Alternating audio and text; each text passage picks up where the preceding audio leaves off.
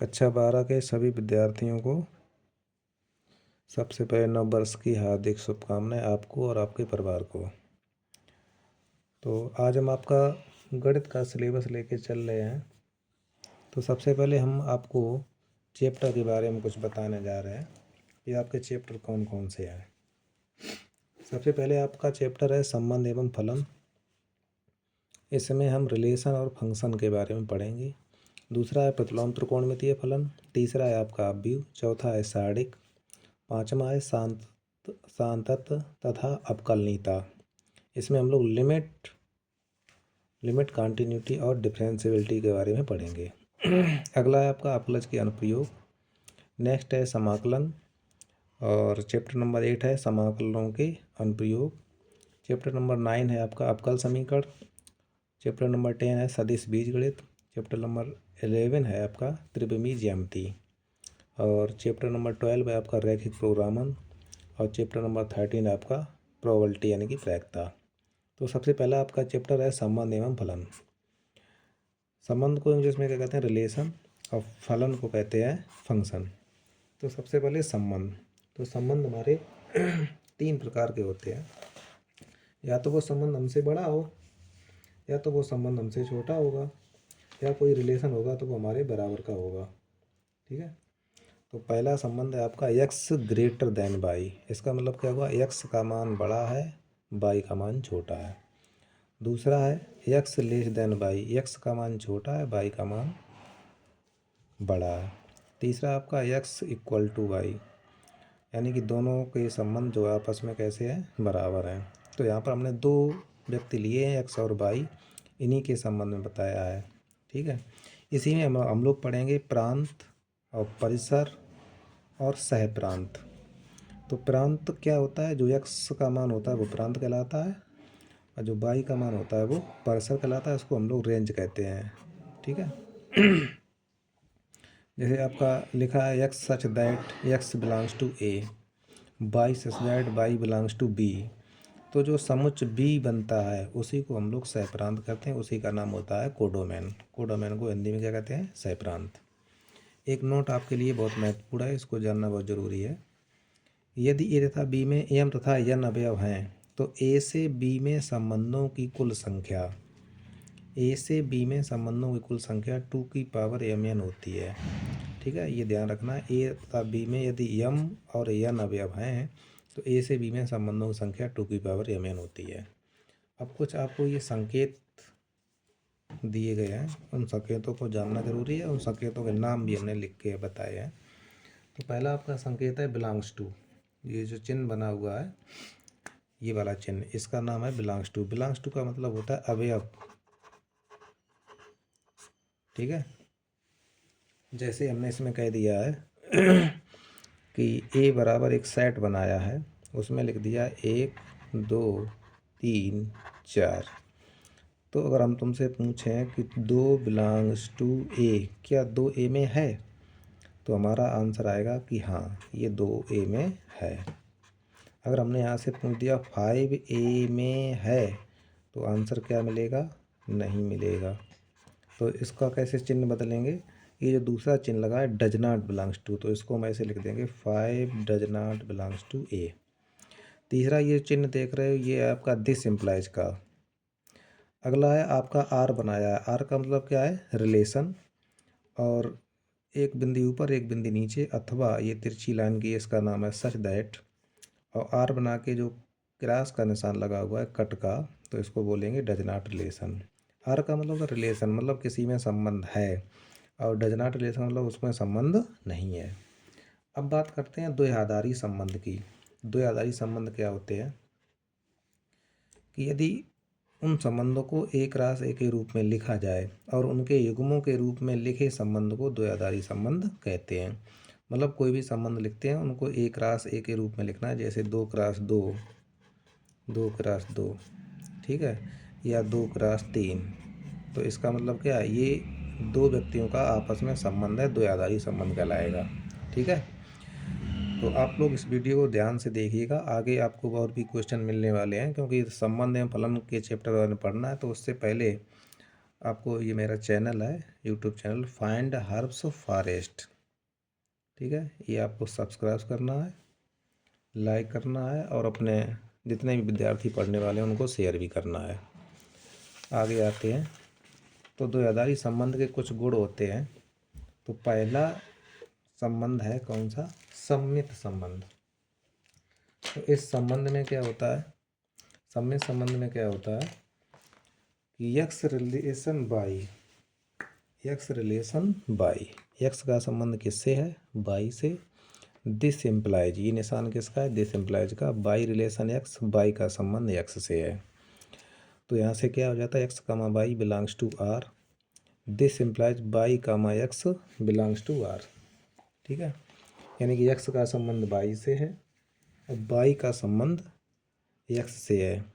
तो एक्स और बाई दोनों का संबंध किससे होगा? आर से। इस प्रकार से बाई और एक्स वो हमारे बिलोंग्स टू आर हो जाएंगे। जैसे X comma by belongs to R होगा तो बाई कामा एक्स भी बिलोंग्स टू आर हो जाएगा। तो इसको क्या समझेंगे कि जो संबंध एक्स और बाई में है, जो संबंध एक्स और बाई में है, वही संबंध यदि बाई और एक्स में हो जाए और एक्स और बाई के आपस में स्थान बदल दिए जाएं, जैसे एक्स यहाँ है, अब की बार एक्स यहाँ लिख दिया गया, बाई यहाँ है, अब की बार बाई यहाँ लिख दिया गया। यानी कि पहले नंबर पे जो लिखा होता है, जैसे एक्स रिलेशन बाई और बाई रिलेशन एक्स, ये फर्स्ट इसको स्थान दे दिया, इसको दूसरा स्थान दे दिया। अब की बार क्या किया हमने यहाँ पे कि इसको फर्स्ट स्थान दे दिया, इसको दूसरा स्थान दे दिया। तो ऐसे आपस में स्थान बदले जा सकें तो इसको क्या बोलेंगे? सममित संबंध। नेक्स्ट है आपका स्वतुल्य संबंध। ये जो निशान देख रहे हो ये काय का निशान है? फाराल। फाराल का मतलब होता है सभी के लिए, सभी के लिए। लिखा है आपका X belongs to A, this implies X relation X. यानी कि जो संबंध एक्स का एक्स से, मतलब स्वयं का स्वयं के साथ संबंध हो, उसको क्या बोलेंगे? स्वतुल्य संबंध। नेक्स्ट है आपका संक्रामक संबंध। इसमें क्या होता है? X relation by and by relation Z. X का संबंध बाई से है और बाई का संबंध जेड से है। तो दिस इम्प्लाइज एक्स का संबंध किससे हो जाएगा? जेड से। और X comma Y comma Z ये बिलोंग्स टू किसके करते हैं? ए के। जैसे एक हम आपको फिगर बना के दिखा रहे हैं, ए एक्स है, दूसरा बाई है, तीसरा जेड है। एक्स का संबंध किससे है? बाई से। बाई का संबंध किससे है? जेड से। तो एक्स का संबंध किससे हो जाएगा? जेड से। इसको हम लोग बोलेंगे क्या? संक्रामक संबंध, संक्रामक संबंध, ठीक है। अगला है आपका प्रतिसम्य संबंध। इसमें क्या होता है? आपका लिखा है x relation by and by relation x. X का संबंध बाई से और बाई का संबंध एक्स से हो, परंतु एक्स और बाई का जो संबंध है वो आपस में उन दोनों का संबंध बराबर हो, ठीक है। तो इसको हम बोलेंगे प्रतिसम्य संबंध। अगला है आपका तत्समक संबंध। इसमें क्या होता है? X comma by belongs to R, this implies X is बराबर बाई। यानी कि यदि समुच्चय ए में संबंध आर इस प्रकार हो कि प्रत्येक x comma by belongs to a के लिए, यानी कि x comma by belongs to a के लिए कोई संबंध है और उनका संबंध आपस में इक्वल है, तो ये संबंध क्या कहलाएगा? तत्समक संबंध। नेक्स्ट है आपका तुल्यता संबंध। तुल्यता संबंध में क्या लिखा है? तुल्यता संबंध में आपका कि लिखा है x relation by, this implies by relation x, ठीक। मतलब ऐसा संबंध जो सम्मित भी हो, स्वतुल्य भी हो और संक्रामक भी हो, तो इसको बोलेंगे हम तुल्यता संबंध। तो सम्मित में अभी हमने आपको ऊपर बताया था कि x relation by, this implies by relation x. X का संबंध बाई से और बाई का संबंध एक्स से हो, परंतु एक्स और बाई के आपस में स्थान बदले जा सकें, तो ऐसा संबंध क्या कहलाता है? सम्मित संबंध। फिर स्वतुल्य संबंध में क्या आता है? स्वयं का स्वयं के साथ संबंध हो, स्वतुल्य हो जाता है। संक्रामक संबंध में क्या है? एक्स का संबंध बाई से हो, बाई का संबंध जेड से हो, तो एक्स का संबंध जेड से हो जाएगा। इस प्रकार ये जो संबंध हो जाएगा वो कौन सा हो जाएगा? संक्रामक संबंध। नेक्स्ट क्वेश्चन है आपका, यदि x equal to 1, 2, 3, 4 and y equal to 0, 2, 4, 6, तब x, y के ऐसे क्रमिक गुणों को ज्ञात करो कि x ग्रेटर देन y। इसका मतलब क्या हुआ कि x में 4 अवयव दिए गए हैं, कौन कौन से, 1, 2, 3, 4, और y में 0, 2, 4, 6, इसमें हमारे 4 अवयव हैं। तो हमें x, y को ऐसे क्रमिक गुणों के रूप में लिखना है कि x का मान बड़ा और y का मान छोटा हो। तो देख लीजिए इसको कैसे करेंगे। तो x में हमारे पास 1, 2, 3, 4 हैं, y में 0, 2, 4, 6 हैं।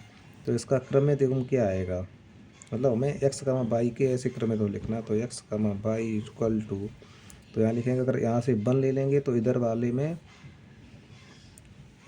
क्या होगा, 1, तो इधर वाले में 1 ले लिया, तो इधर वाले में छोटा मान लेना है, क्योंकि इधर वाला मान बड़ा होना चाहिए, इधर वाला मान छोटा हो। तो छोटा मान इसमें क्या है, 0, तो 1, 0 हो गया, 1, 0 हो गया। ठीक है, अब 1 ले लिया इधर, अब इधर 2 ले नहीं सकते, ना 4 ले सकते, ना 6 ले सकते हैं। अब किसका नंबर आएगा, 2 का।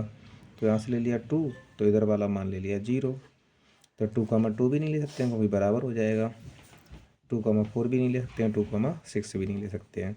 अब 3 से नंबर लगाते हैं, तो 3, 0 ले लिया, और 3, 2 ले लिया। 3, 4 ले नहीं सकते क्योंकि 3 हमारा छोटा है और 4 बड़ा है, ना 3, 6 ले सकते हैं। अब 4 पे नंबर लगाओ, तो क्या लिखेंगे, 4, 0, 4, 2, ठीक, 4, 4 भी नहीं ले सकते, ना 4, 6। तो यही हमारा क्या कहलाएगा, क्रमिक गुण कहलाएगा कौन सा, x ग्रेटर देन y। अगला आपका नेक्स्ट क्वेश्चन है। अगला नेक्स्ट क्वेश्चन क्या लिखा है, यदि r इक्वल टू 2, 3, 4, 5, 6, 7, तो r इनवर्स का मान गया। अब ये r इनवर्स क्या है, r इनवर्स का मतलब होता है कि इसका प्रतिलोम। ठीक है, यदि हम कहते हैं a का प्रतिलोम, तो a का प्रतिलोम क्या मिलेगा, a इनवर्स। x का प्रतिलोम, तो x का प्रतिलोम क्या मिलेगा, x इनवर्स।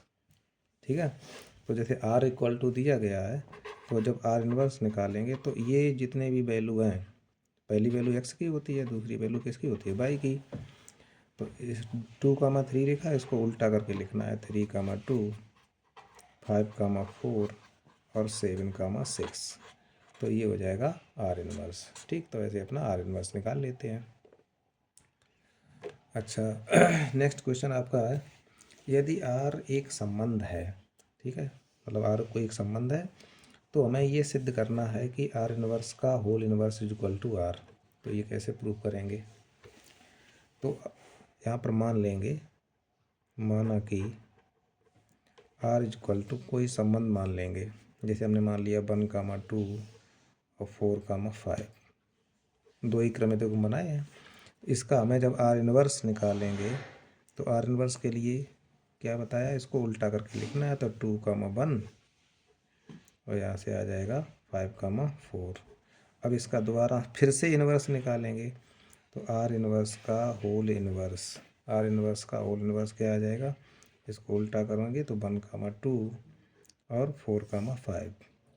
ठीक, तो ये किसकी वैल्यू के बराबर आ गया, r की वैल्यू के बराबर। तो हमसे यहाँ से क्या प्रूफ हो गया, r इनवर्स का whole inverse is equal to r। ठीक है, ऐसे अपना प्रूफ कर लेंगे।